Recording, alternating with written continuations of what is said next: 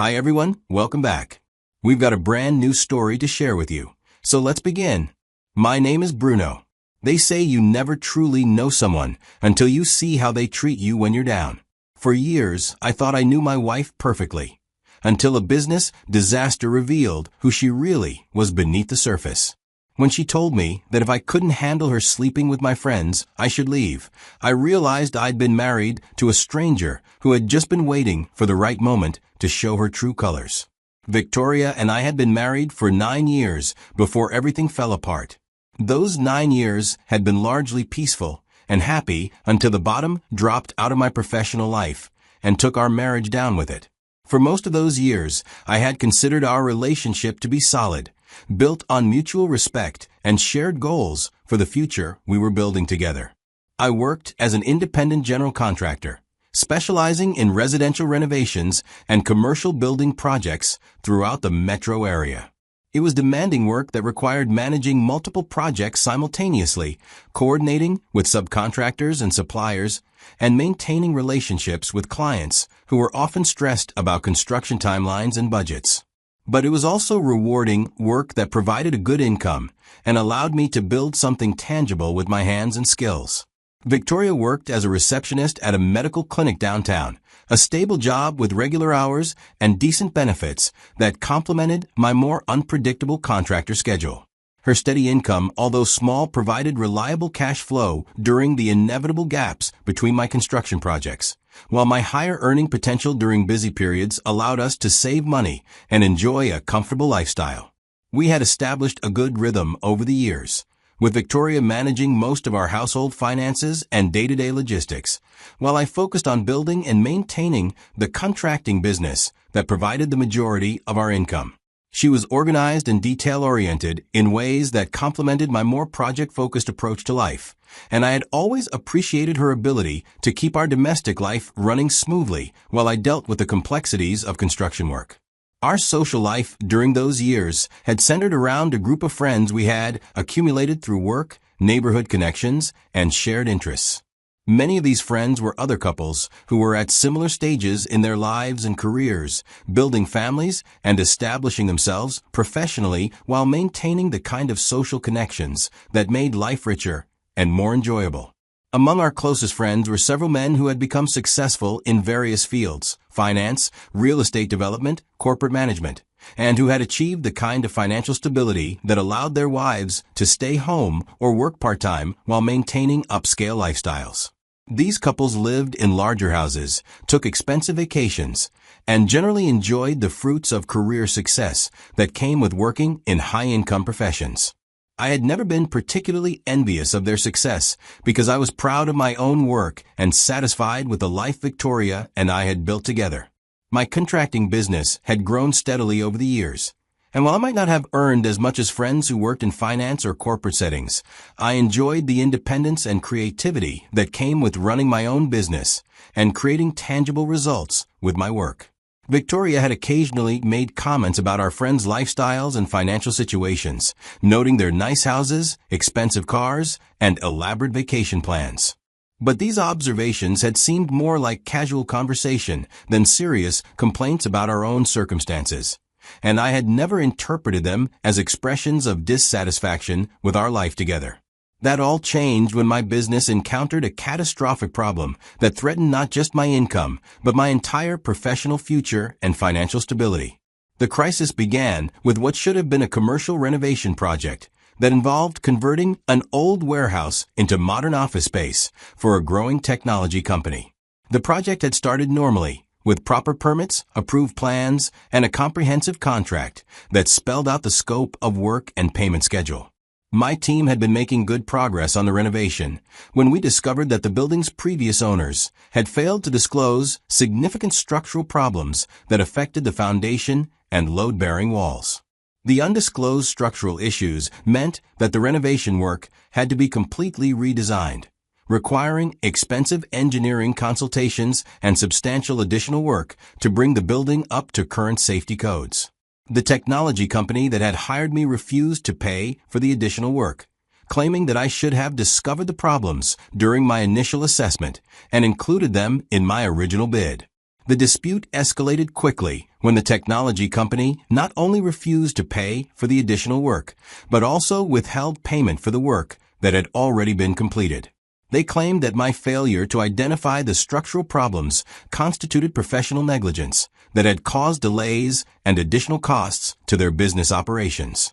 Within weeks, what had started as a disagreement about change orders and additional work had evolved into a full-scale lawsuit.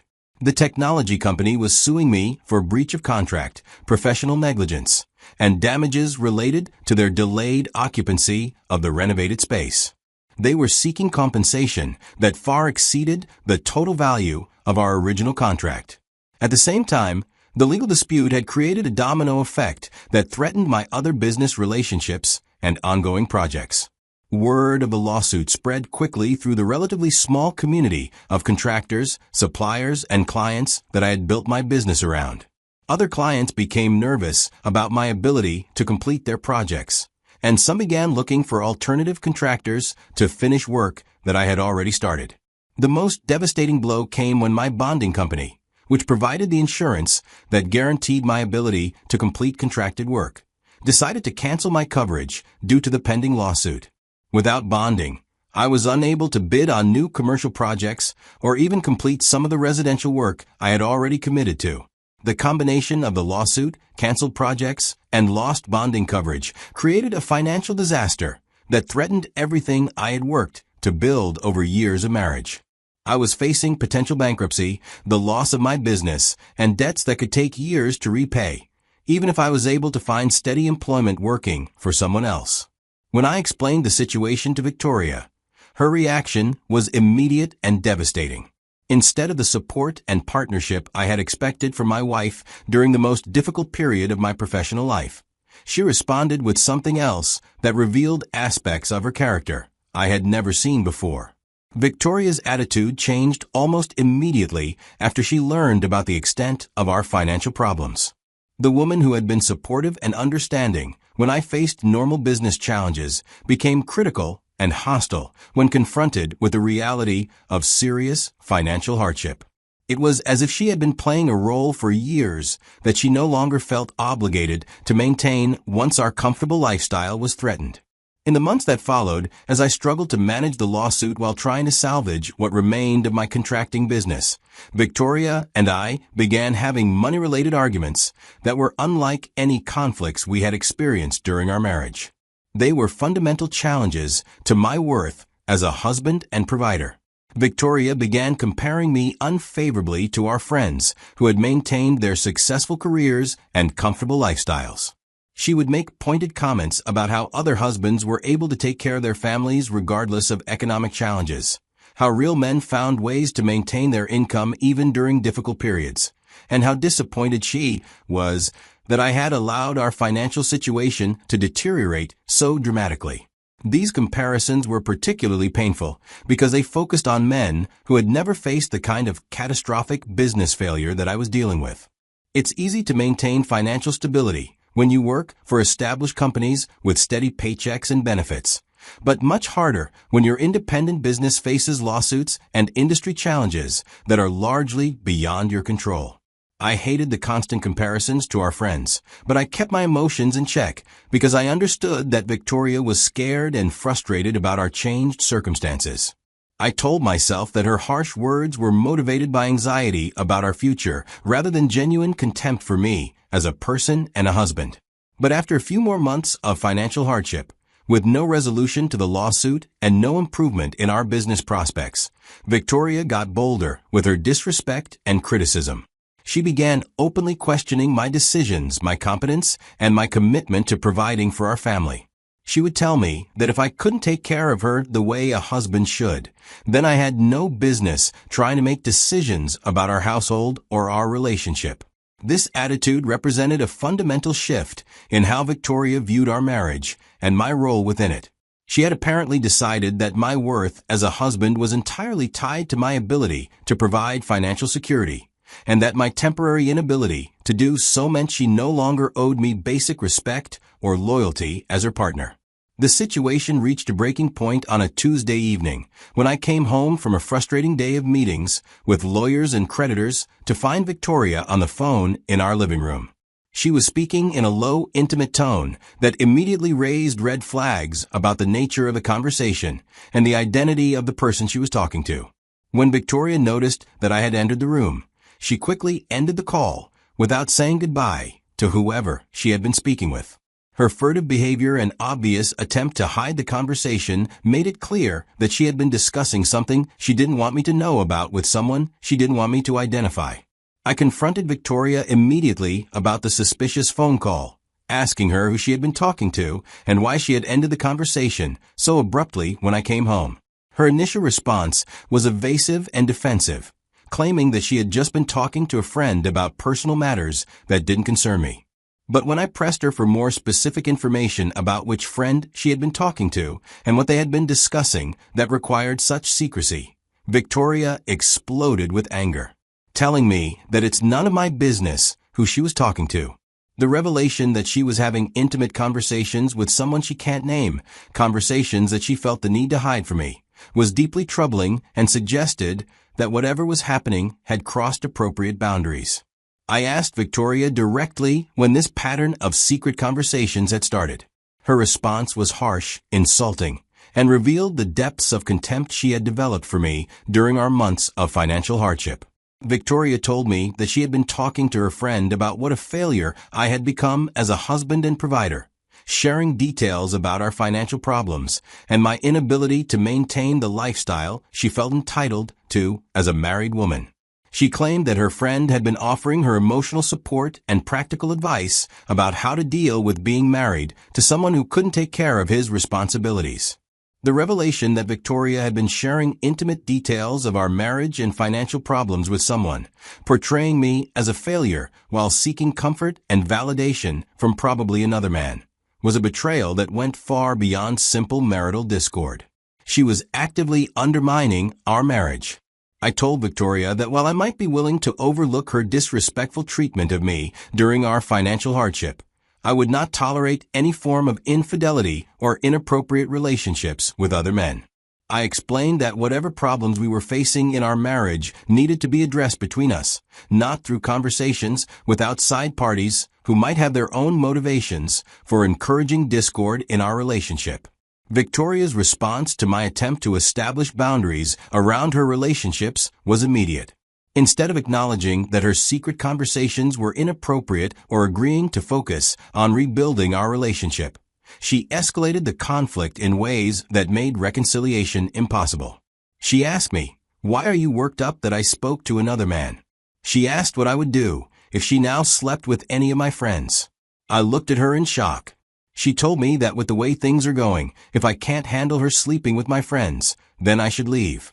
She said that my friends were real men who knew how to take care of their families, no matter what challenges they faced, unlike me, who had allowed a business setback to destroy our financial security and lifestyle. Victoria's words were calculated to cause maximum emotional damage, attacking not just my current circumstances, but my fundamental identity as a man and a husband. She was telling me that she had been comparing me to other men and found me so lacking that she felt justified in pursuing relationships with people who met her standards for masculine success and financial stability. The casual way she mentioned sleeping with my friends, as if this was a reasonable response to temporary financial hardship, revealed that Victoria viewed our marriage vows and commitment as conditional on my ability to maintain a certain standard of living. She had apparently decided that my business failures released her from any obligation to remain faithful or supportive during difficult times. But instead of responding with anger or desperation, I looked at Victoria and smiled. After months of trying to save our marriage while managing professional and financial crises, her words had actually provided me with the clarity I needed to move forward. I told her simply, "As you wish." Victoria seemed surprised by my calm acceptance of her ultimatum. She had apparently expected me to fight harder to save our marriage, to beg, or to promise that I would somehow quickly resolve our financial problems and restore the lifestyle she felt entitled to. Instead, she was confronted with a husband who had finally accepted that our marriage was over and was prepared to act on that knowledge.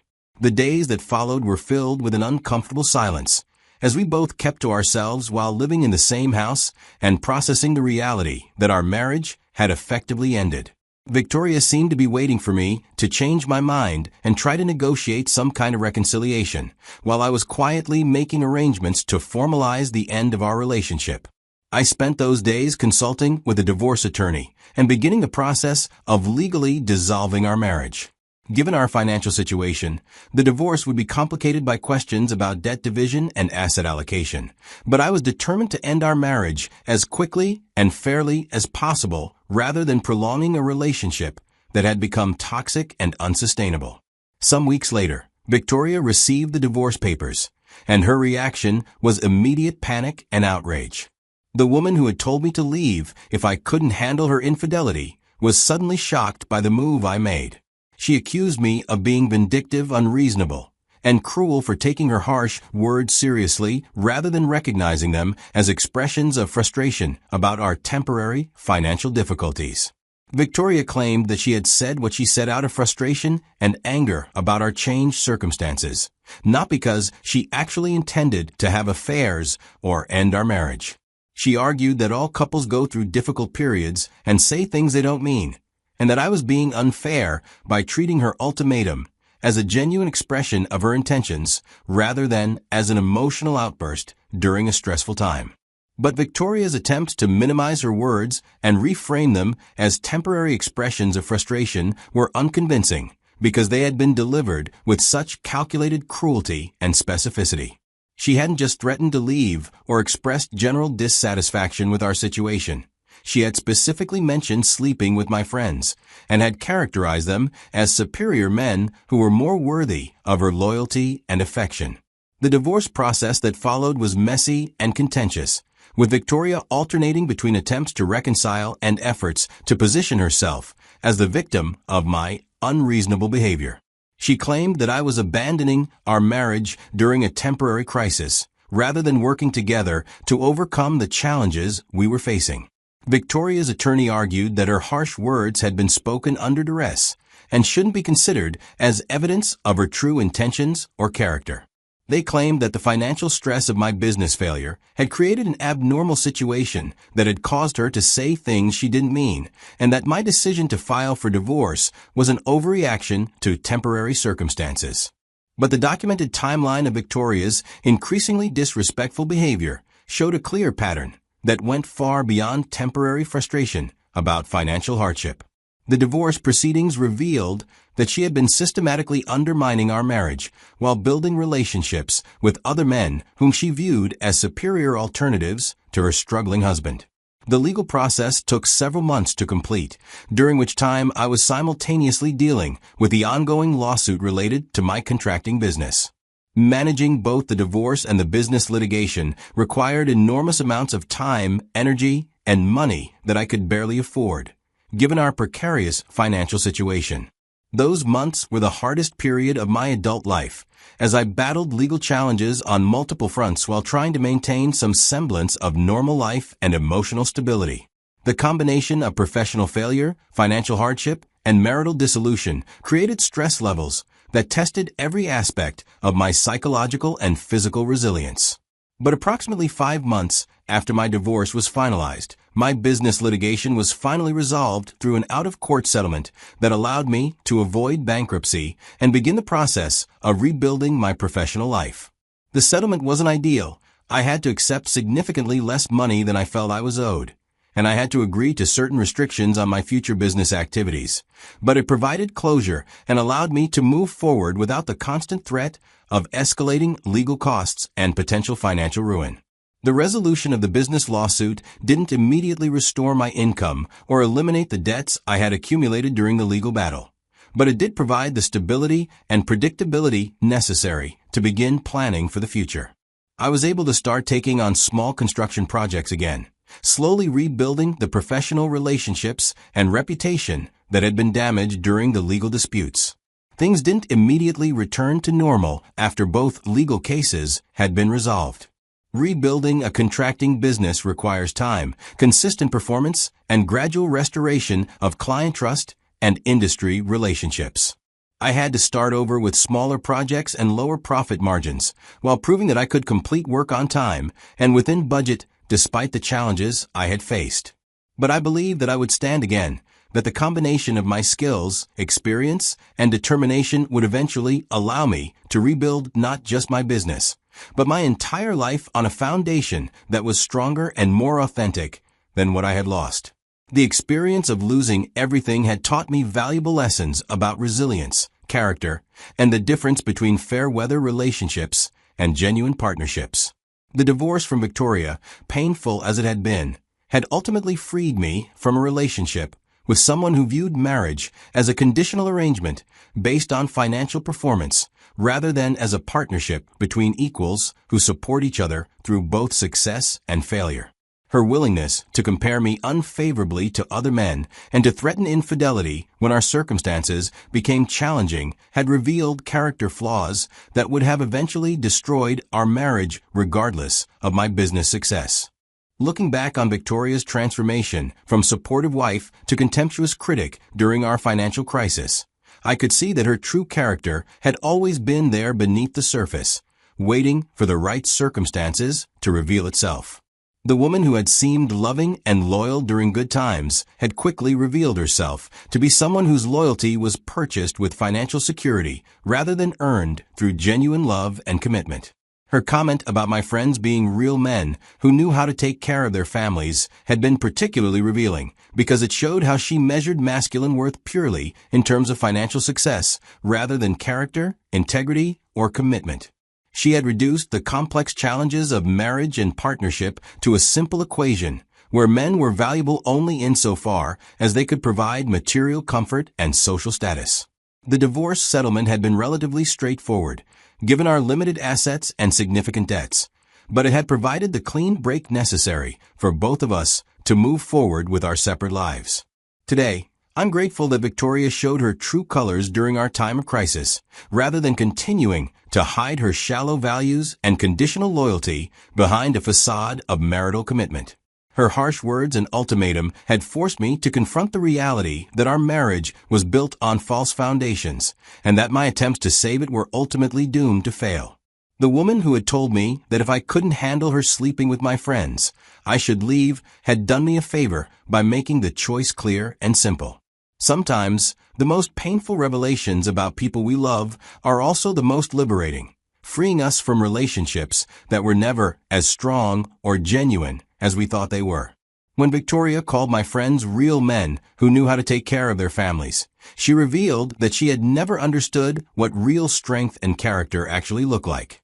Real men don't abandon their marriages during temporary difficulties, and real women don't shop for replacements when their partners face challenges that require loyalty and support rather than criticism and comparison.